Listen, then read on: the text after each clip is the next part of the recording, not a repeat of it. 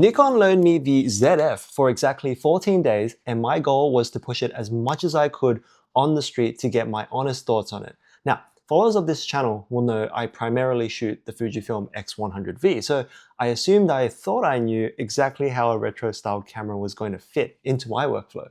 I was wrong.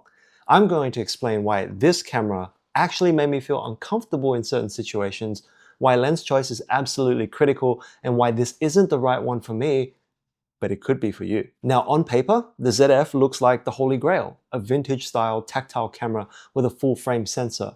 But transitioning from my usual everyday carry to this for the last 2 weeks was a much steeper adjustment curve than I anticipated. By the end of this video, you're going to know if the sheer image quality of this camera is worth changing how you approach street photography entirely. The very first thing you notice when you pick up the ZF is the absolute attention to detail, but also the sheer mass of it. Nikon went above and beyond with the build. The brass top plate is a wonderful touch.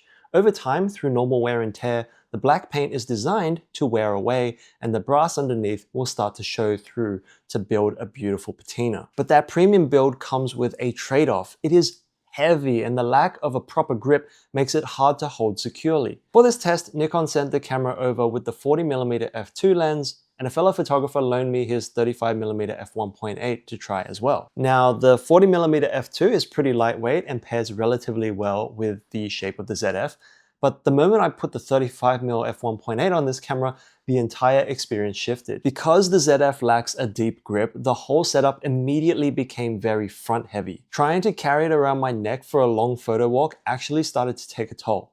You really have to be strategic. If you buy this camera, you're almost forced to pair it with a smaller lens if you want to maintain a tolerable everyday carry. Otherwise, buy a grip attachment and make it even heavier. But the weight wasn't the thing that threw me off the most. It was how much I stood out. Now, my daily street camera is the Fujifilm X100V. It's tiny, it has that flat rangefinder style shape, and most importantly, it has a leaf shutter. And while this silver colorway catches eyes from passerbyers, when taking photos, it is practically silent. People will just disregard you. The Nikon ZF is a completely different beast. You have this large SLR-style prism-finder right in the middle. The body is noticeably bigger, and the mechanical shutter makes a very audible clack when you take a photo. It completely changed how I approach street photography. I couldn't be discreet anymore.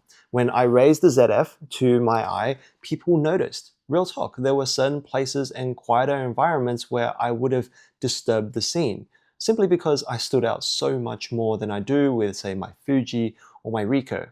You lose that invisible superpower. If it's heavier and louder, why would you shoot with it? Honestly, the color rendering and image quality. The ZF does have this really nice dedicated black and white switch, which is a great user experience if you want to quickly jump into monochrome. But to be honest, I didn't really focus on it that much. I wanted to focus on the overall color rendering because straight out of the camera, the standard profile on the ZF is beautiful. The photos are incredibly sharp and they have this very clean look to them. Now, I wouldn't call them clinical, they still have soul, but the colors are just rendered so beautifully without having to touch a slider. When it comes to editing, the ZF's dynamic range is pretty impressive. If you're shooting raw, the amount of latitude you have to push and pull the shadows and highlights in post-processing is great. You have so much data to work with. When compared to, say, the X100V or the GR4, I think the ZF just does it better. Looking back at my 14 days with the Nikon ZF, I realized it is an entirely different philosophy than my usual compacts. The build quality is stunning and those files are incredible, but you have to accept that you're going to stand out on the street. Which brings me to the ultimate question. Is this camera right for me? Honestly, no. It isn't the camera I'm looking to get right now. The SLR-style body and the overall bulk just clash a bit too much with my personal photography workflow. But hey, if Nikon ever decides to take the ZF and smush it into a rangefinder style body, I don't know. Could this camera work for you? Absolutely. If you value the tactile shooting experience and want incredible image quality in a digital camera body that will only look better over time, and you aren't too bothered by the size and weight and how it may make you stand out in certain situations, and you're a one camera, many lenses type of person, The ZF is pretty close to perfect. Huge thanks to Nikon for letting me borrow this to test, and to my friend for lending me the 35mm lens.